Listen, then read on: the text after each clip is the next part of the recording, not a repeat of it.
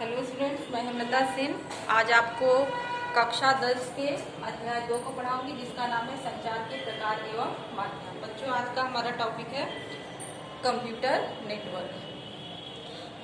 बच्चों, जब हम कंप्यूटर का उपयोग करते हैं तो उस कंप्यूटर के अंदर जो भी फाइलें होती हैं, जो भी डिवाइस जैसे प्रिंटर है, स्कैनर है, हम उसका उपयोग कर सकते हैं। लेकिन अगर हम ये चाहें कि किसी भी कंप्यूटर, हम अपने कंप्यूटर की सूचना या किसी दूसरे कंप्यूटर में जो सूचनाएं हैं उसको प्राप्त करना चाहें, या दूसरे कंप्यूटर में जो डिवाइसेस हैं जैसे प्रिंटर है, स्कैनर है या और दूसरी डिवाइस प्लॉटर लगा है, तो उन सबको हम हमारे कंप्यूटर पे नहीं है, हम उसको उपयोग करना चाहते हैं, तो इसके लिए ज़रूरी होता है कि हम कंप्यूटरों को आपस में जोड़ें। उदाहरण के लिए, जैसे आपके पास ये एक कंप्यूटर है, ये आपके पास एक और कंप्यूटर है, और एक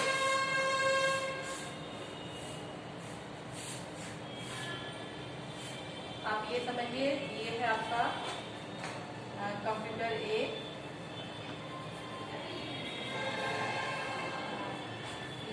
ये आप कंप्यूटर बी नाम दे दीजिए, ये आपका है कंप्यूटर। तो यहाँ पे ये जो कंप्यूटर ए है, अगर कोई व्यक्ति अगर इसको उपयोग करना चाहे तो केवल इसकी सूचनाओं का उपयोग कर सकता है। अगर कंप्यूटर बी व्यक्ति अपनी सूचनाओं केवल इसी कंप्यूटर की सूचनाओं का प्रयोग कर सकता है, और कंप्यूटर सी का व्यक्ति केवल कंप्यूटर सी की ही सूचनाओं का प्रयोग कर सकता है। जो भी इसमें फाइल फोल्डर, जो भी सॉफ्टवेयर है, उनका उपयोग कर सकता है। अगर सपोज इसमें कोई डिवाइस लगी है, यहाँ पे एक स्कैनर सपोज लगा हुआ है, जिसे हम फोटो को कंप्यूटर के अंदर डालते हैं, तो स्कैनर से जो है इस कंप्यूटर से स्कैनिंग ली जा सकती है। यहाँ पे एक प्रिंटर लगा हुआ है,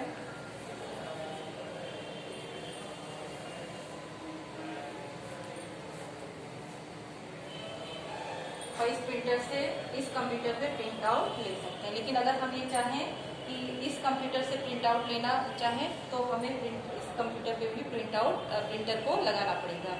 तो अब हम ये चाह रहे हैं कि तीनों कंप्यूटर से प्रिंट आउट आए, तो तीनों कंप्यूटर पे हमको अलग अलग प्रिंटर को लगाना पड़ेगा। तो इसके लिए अगर हम क्या करें कि अगर इन कंप्यूटर को आपस में जोड़ दें, तो ये कंप्यूटर नेटवर्क पे कहलाएंगे, और नेटवर्क पे होने के कारण हम अगर इस कंप्यूटर में प्रिंटर नहीं है और इस कंप्यूटर से प्रिंटिंग लेना चाहे, तो हम इस कंप्यूटर की फाइलों को ले सकते हैं, का प्रिंट आउट ले सकते हैं। या हम दूसरे कंप्यूटर की, इस कंप्यूटर से भी प्रिंट आउट लेना चाहते हैं, इस कंप्यूटर की फाइलों का प्रिंट आउट हम यहाँ के कंप्यूटर से ले सकते हैं। ऐसे ही इस स्कैनर का उपयोग ये सभी कंप्यूटर के प्रयोगकर्ता कर सकते हैं। और कोई भी फाइल अगर हम इस कंप्यूटर की जो फाइलें इस पे देखना चाहें, इस पे देखना चाहें, या यहाँ की जो फाइलें हैं या इस कंप्यूटर को उपयोग करना चाहें, तो ये भी संभव है। तो ये कंप्यूटर जो है आपका, अगर इनको आपस में जोड़ देते हैं, ये वो एक दूसरे की फाइलों और सूचनाओं का या उनकी डिवाइसों का उपयोग कर सकें, तो ये पूरी व्यवस्था कंप्यूटर नेटवर्क कहलाती है। तो एक कंप्यूटर से दूसरे कंप्यूटर में डाटा और सूचनाओं के आदान प्रदान को हम डाटा संचार कहते हैं, और डाटा संचार कंप्यूटर नेटवर्क की सहायता से किया जाता है। और जब दो या दो से अधिक कंप्यूटर हम किसी माध्यम, तार या बेतार की सहायता से परस्पर संपर्क में होते हैं, तो इस प्रकार की व्यवस्था कंप्यूटर नेटवर्क कहलाती है। और इसके अंतर्गत एक कंप्यूटर एक दूसरे से डेटा और सूचनाओं, आलेख, चित्र, आवाज, चलचित्र आदि का आदान प्रदान कर सकते हैं। हार्डवेयर डिवाइसेज जैसे प्रिंटर, स्कैनर आदि का प्रयोग कर सकते हैं। तो ये आपका कंप्यूटर नेटवर्क है। वैसे तो कंप्यूटर नेटवर्क के बहुत सारे उपयोग हैं, लेकिन कुछ मुख्य जो इसके लाभ हैं, जैसे हार्डवेयर का हम साझा प्रयोग कर सकते हैं। यहाँ हमने बताया ना कि अगर एक स्कैनर आप एक स्कैनर इसी कंप्यूटर से लगा हुआ है, तो बाकी सभी कंप्यूटर को अपने जो है इस स्कैनर का प्रयोग कर सकते हैं। या प्रिंटर यहाँ लगा हुआ है तो बाकी सभी प्रिंटर इसका उपयोग कर सकते हैं। दूसरा सॉफ्टवेयर का साझा प्रयोग, कोई भी सॉफ्टवेयर इसमें अवेलेबल है, इसमें अवेलेबल तो सभी कंप्यूटरों पे इनका प्रयोग किया जा सकता है। जितने भी कंप्यूटर से नेटवर्क से जुड़ेंगे वो सभी उन सॉफ्टवेयर का किसी भी कंप्यूटर के सॉफ्टवेयर का आपस में प्रयोग कर सकते हैं। और दूसरा पूर्ण विश्वसनीयता होती है, क्योंकि अगर जैसे एक फाइल है इन तीनों पे इंस्टॉल है, नेटवर्क होने के कारण अगर इस कंप्यूटर की फाइलें जो है इसमें त्रुटि आ जाती, कोई गड़बड़ी आ जाती है तो दूसरे कंप्यूटर से इन फाइलों को हम प्राप्त कर सकते हैं। और संचार में तीव्रता, अगर कंप्यूटर आपके दूर है, आप व्यक्ति के पास जाकर सूचनाओं को लाने के बजाय, लिख के लाने के बजाय आप अपने कंप्यूटर पर बैठे ही सूचनाओं को भेज देते हैं। तो ये सब थे कंप्यूटर के लाभ। लेकिन मैंने आपको ये कहा कि कंप्यूटर को हम आपस में जोड़ देते हैं तो हमारा कंप्यूटर सूचनाओं का आदान प्रदान कर सकते हैं, लेकिन केवल तारों के द्वारा जोड़ देने से ही कंप्यूटर जो है सूचना नेटवर्क नहीं बन जाता है। इसके लिए और भी कुछ उपकरणों का होना आवश्यक होता है, और ये कुछ मुख्य उपकरण कंप्यूटर के हैं, नेटवर्क के लिए जरूरी होते हैं।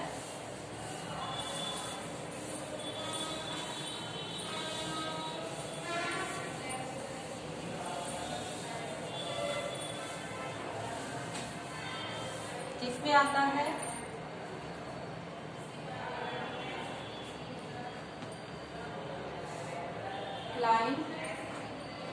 क्लाइंट को हम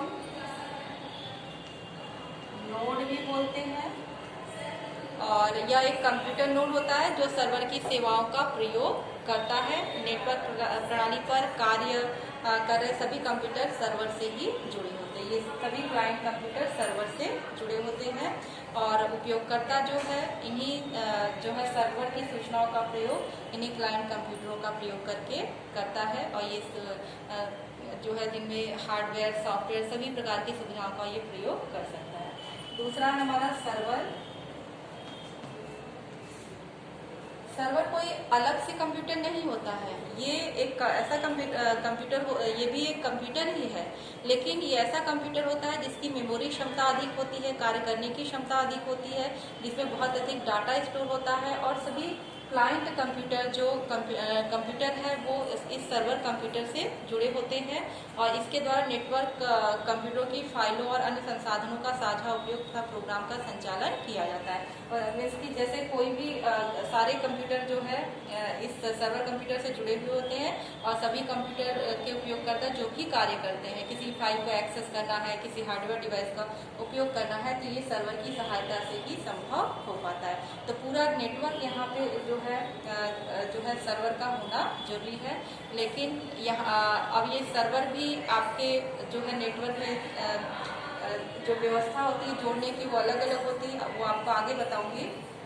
फिर हमारा अगला है केबल, क्योंकि अगर तार नहीं रहेगा तो हम कंप्यूटर को नेटवर्क से नहीं जोड़ सकते। या तो हम उसको बेतार माध्यम विद्युत चुंबकीय तरंगों के द्वारा कंप्यूटर को नेटवर्क को जोड़ें, या तार के द्वारा हम कंप्यूटर को जोड़ते हैं।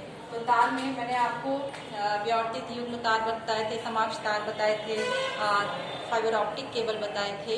तो यह वह व्यवस्था है जिससे आंकड़ों का आदान प्रदान हम एक कंप्यूटर से दूसरे कंप्यूटर पे करते हैं। तो केबल। फिर आता है हब, तार को हम इंग्लिश में केबल भी बोलते हैं। अगला आता है हब। मैंने आपको बताया कि जब सर्वर होता है, सर्वर से हम सभी, जैसे ये आपका एक कंप्यूटर है, ये काम कर रहा है सर्वर का, और इसी से सभी कंप्यूटर आपस में जुड़े हुए हैं। ये भी जुड़ा हुआ है,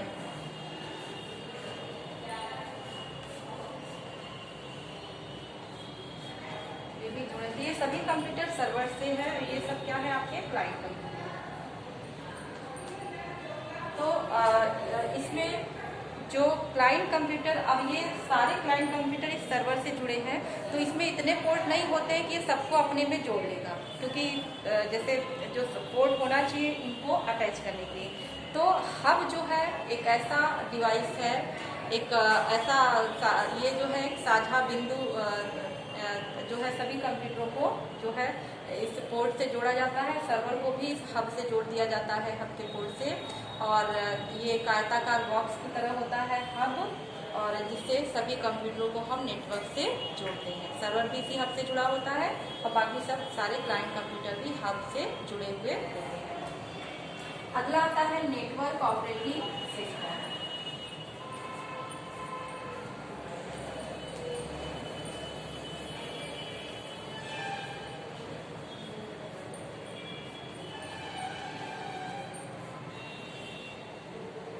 नेटवर्क ऑपरेटिंग सिस्टम में आपका यह जरूरी है कि जब भी हम कंप्यूटर को नेटवर्क से जोड़ते हैं तो हमारा जो कंप्यूटर पे ऑपरेटिंग सिस्टम हो भले अलग अलग हो, लेकिन वे सभी कंप्यूटरों के ऑपरेटिंग सिस्टम नेटवर्क को सपोर्ट करने वाले होने चाहिए। जैसे अगर हमारे कंप्यूटर में डॉस इंस्टॉल है या केवल विंडोज 95 इंस्टॉल है तो हम कंप्यूटर को नेटवर्क से नहीं जोड़ सकते। तो यह जरूरी है कि सभी कंप्यूटरों में ऐसा ऑपरेटिंग सिस्टम इंस्टॉल हो जो नेटवर्क को सपोर्ट करता हो। फिर आता है प्रोटोकॉल।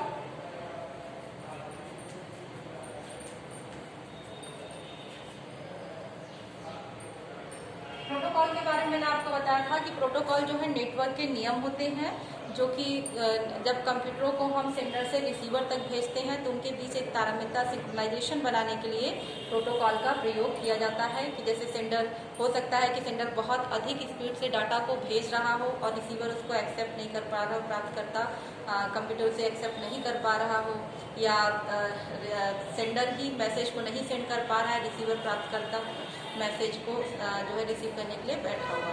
तो इस तरह से इनके बीच एक सिंक्रोनाइजेशन बनाने के लिए जो है नेटवर्क का कार्य जो है सुचारू रूप से चल सके, उसके लिए एक अच्छे नियमों वाला जो है प्रोटोकॉल का होना, सॉफ्टवेयर का होना जरूरी है।